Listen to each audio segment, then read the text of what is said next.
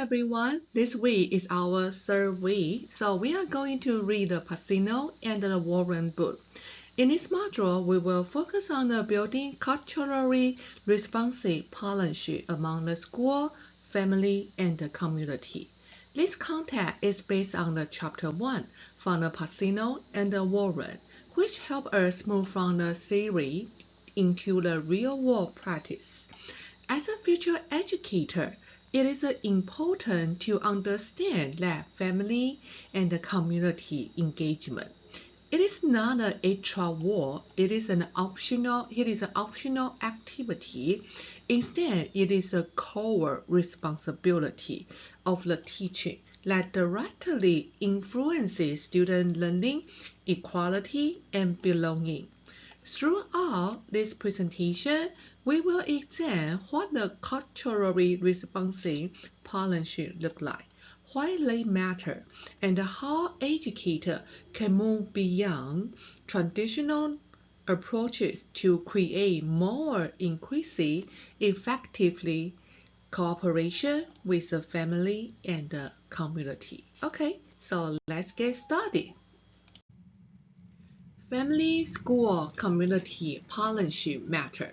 Because students do not learn isolation, remember that they cannot learn in isolation.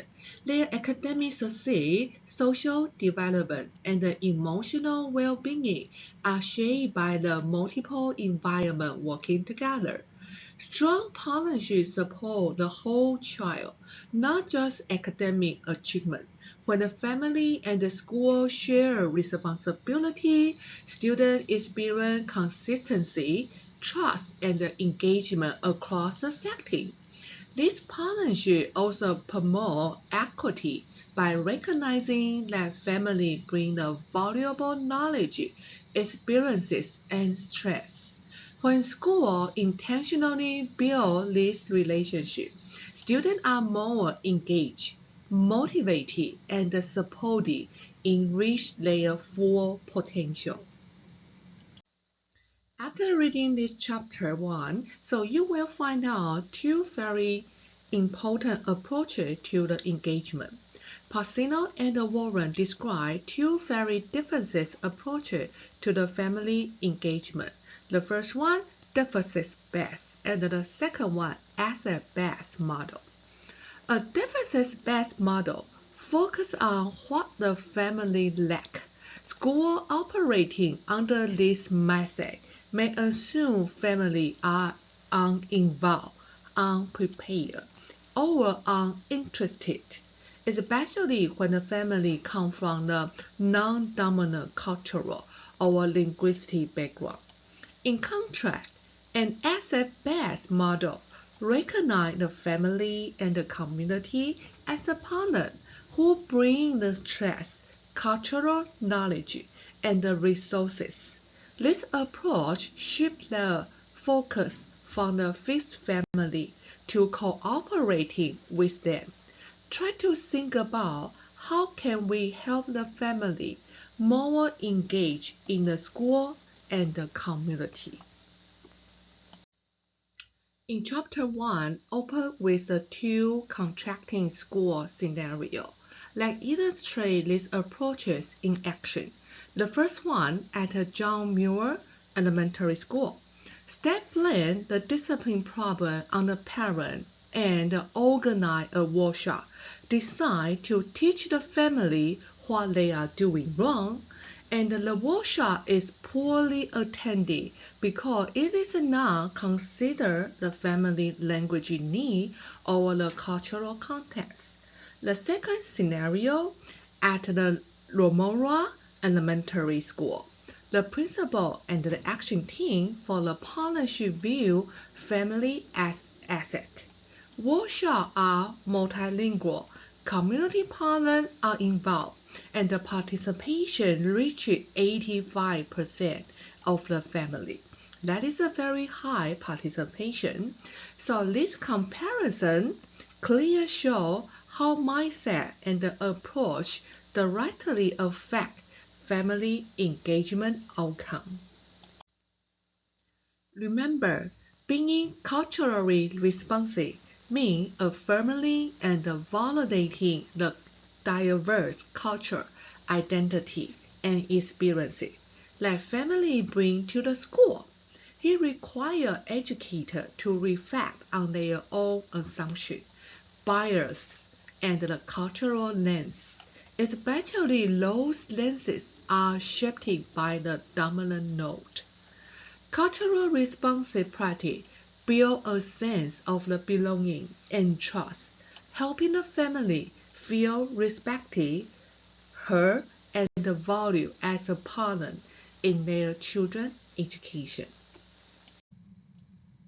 Today's schools are increasingly diverse. More than 15% of the students in the U.S. public schools come from a different cultural background.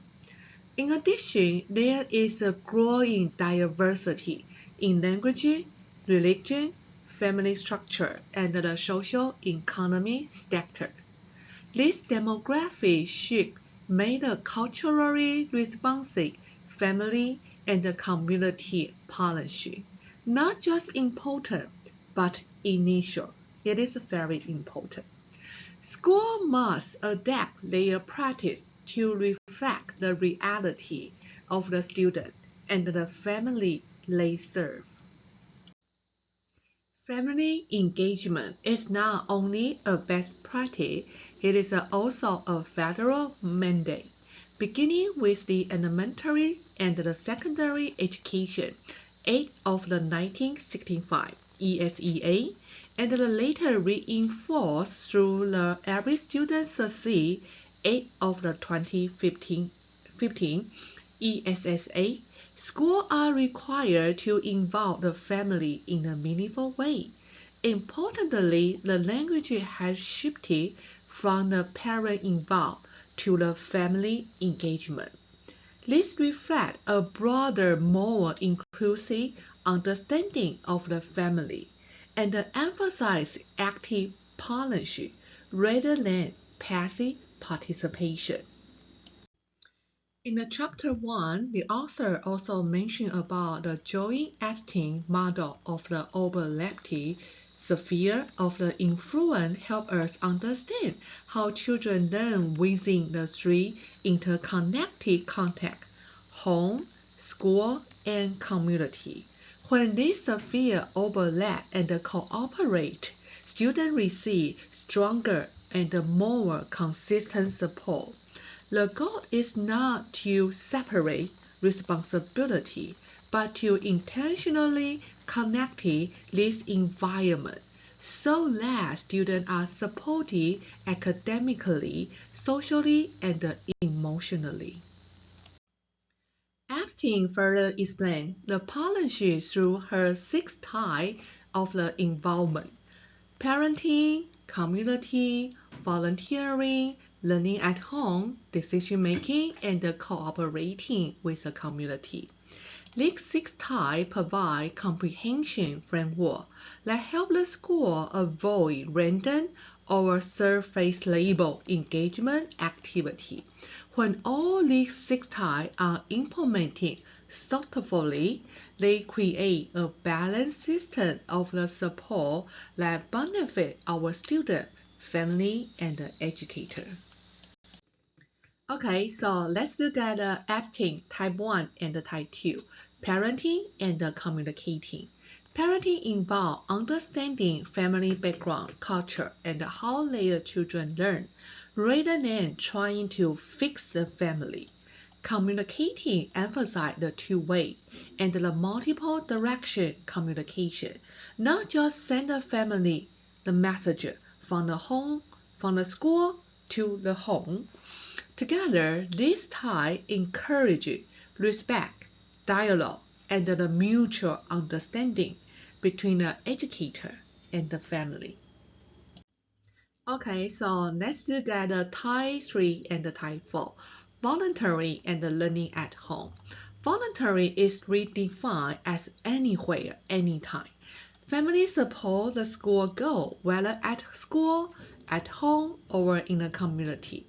learning at home focuses on the interactive activity, like connect to the school learning goal, to the real life, rather than parent acting as a teacher. These approaches honor the family time, strengths, and the layer experience. Okay, now let's look at the acting type 5 and the type 6, okay? Decision making and the community. Decision making involves shared leadership where the family are active participants in the shaping the school policy and the practice. Cooperating with the community means recognizing community organization, business, and the cultural institution as a valuable resources. This type moves the partnership beyond the participation toward collective responsibility and the shared power. After we look at the Joyce acting 6 type involvement, so right now it is a time to talk about the traditional and the culturally responsive model. The traditional engagement model are often school-centered and one direction with a limited family voice. Culturally responsive model emphasize shared power, equity, and access-based thinking. In addition to the acting framework, we discussed this one a lot, right? So the chapter also introduced equity-focused model such as issue model, equitable cooperation framework, and the MEC and the Cognitive dual capacity building framework. This framework emphasizes the building the skill, confidence, connection, and the belief of the both educator and the family. The goal is not a short term, it is a long term change rooted in the equity. After reading the chapter 1, what is your takeaway? So in summary, culturally responsive partnership must be intentional, inclusive, and the grounding in respect. Families are not the problem to be solved. They are assets to be valued. When the school, family, and the community work together, students benefit academically, socially, emotionally, and the school become more just and effective learning environment. I hope you enjoy reading the chapter 1.